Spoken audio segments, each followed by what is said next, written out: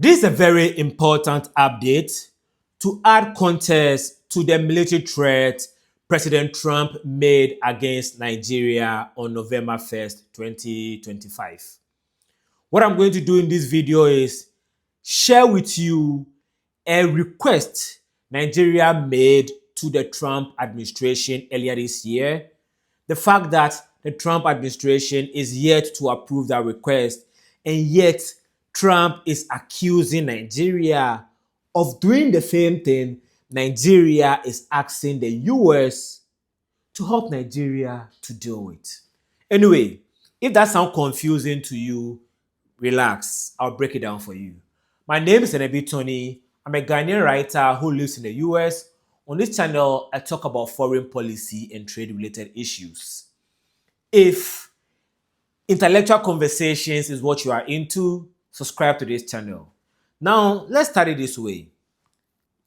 Earlier this year, Nigeria requested to purchase $346 million worth of ammunition from the US. So, the US have the most advanced military in the world.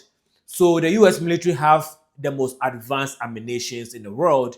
The US defense companies like Lockheed Martin's, RTX, and BAE Systems produce some of the most advanced weapons in the world, if not the most advanced weapons. So if you're a country that is serious about security and defense, you go to the US to make your weapon purchases, right? And so that is what Nigeria did. But the US defense system is very interesting. You buy the weapons from the companies I mentioned, but if you are a foreign military, the US government have to approve the sale. They call it the foreign military sale. So you are buying from a company, but for the sale to go through, the government have to approve it. And so Nigeria requested that they wanted to buy 5,000 advanced precision kill rockets, 1,000 bombs, 1,000 other kits, 1,500 computer control groups, all weapons that have one purpose. The purpose is accurate, low casualty strikes. Why is this important? So, since 2009, the the Nigerian government have been dealing with the rise of terrorists and extremists in Nigeria. But these terrorists and extremists operate in regions that also inhabit civilians. So in order to strike these habitations of the extremists and terrorists, you need to do it in a way that doesn't affect the civilians, right? And so that's why you need advanced precision weapons. And that is what Nigeria is trying to buy from the US. So what they are trying to do is they're trying to turn their dumb bombs to smart bombs. If you follow world politics, you know that some time ago the US took out Soleimani. He was killed like a dog. You remember that speech Trump gave? They took him out in a way that had very few civilian casualties. That is the type of weapons Nigeria wants.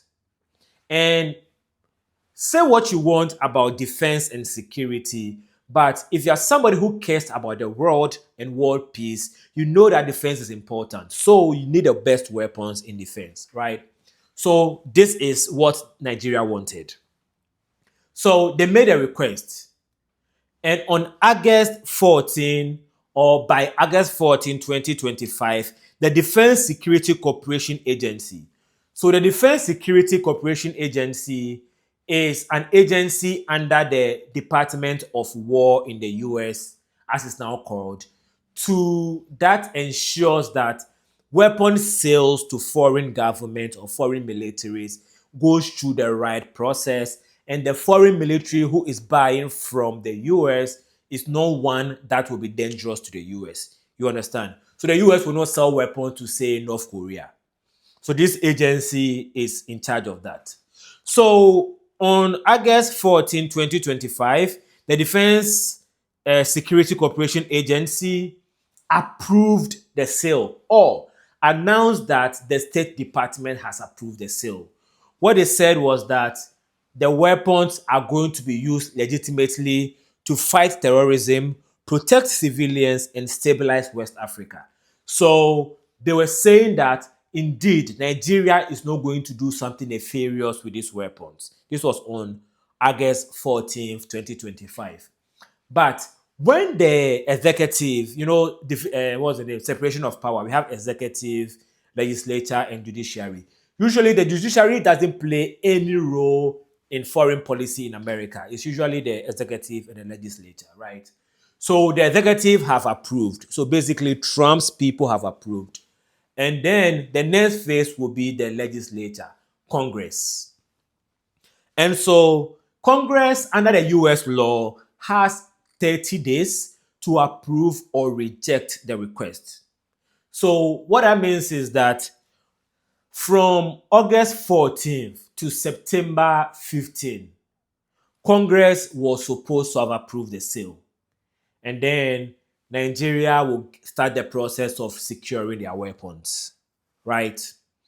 And while this conversation was ongoing, when it was announced, some human rights agencies like Human Rights Watch and Statecraft announced that Nigerian military has been involved in human rights abuses.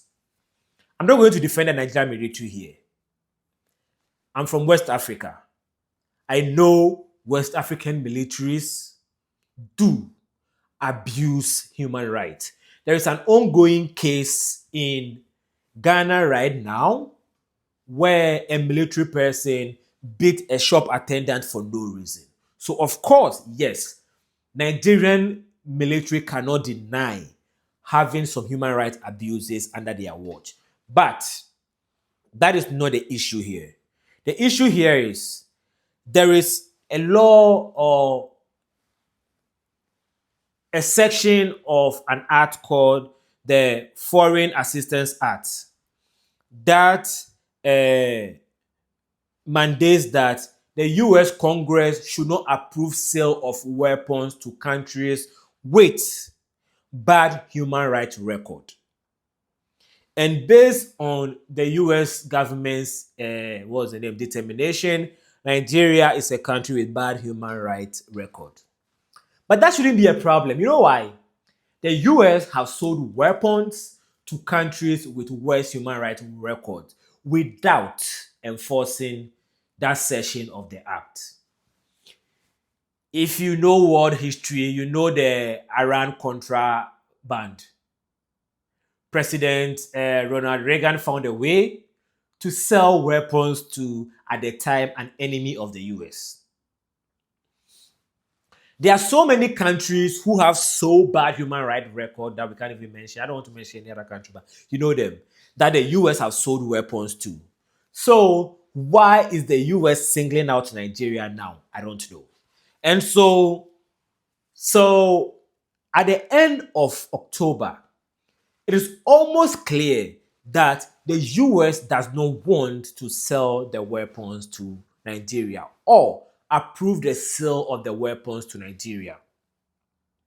I don't know why, but in 2022, Nigeria requested to buy some helicopters and other weapons from the US to the tune of $1 billion.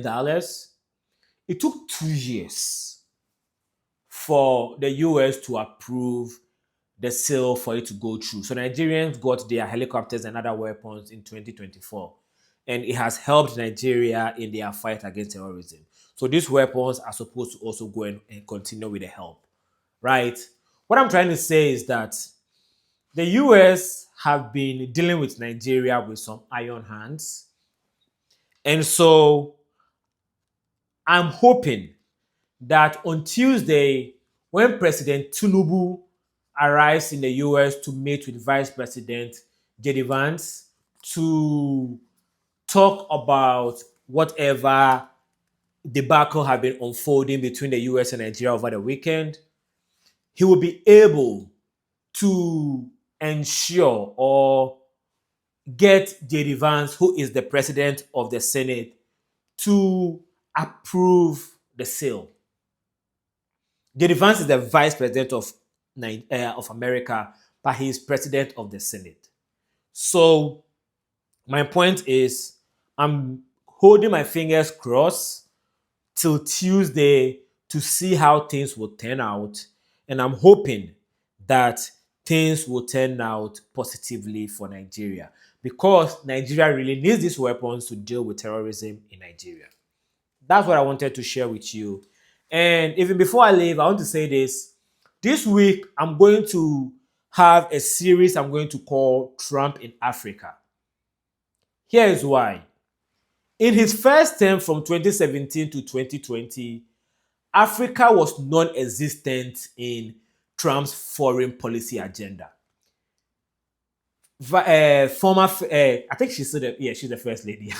I'm sorry. First Lady Melania Trump visited Ghana, Kenya, and some other African countries. That is the extent of the relationship or the engagement of the Trump administration with Africa in his first term. In his second term, Africa has become very, very prominent in President Trump's foreign policy. What I'm going to do this week is I'm going to analyze President Trump's foreign policy to try to understand why Africa meant nothing to him in his first term and Africa means so much to him in his second term. There are so many conversations on the internet about gas and the rest, but Africa had gas in Trump's first term and it didn't matter. I have a theory. I'll share that with you later on. But this week, from Tuesday to Friday, I'm going to post one video under the theme Trump in Africa to explain why Africa is suddenly important to Trump. So subscribe to my channel if you're interested in that series. And thank you for watching.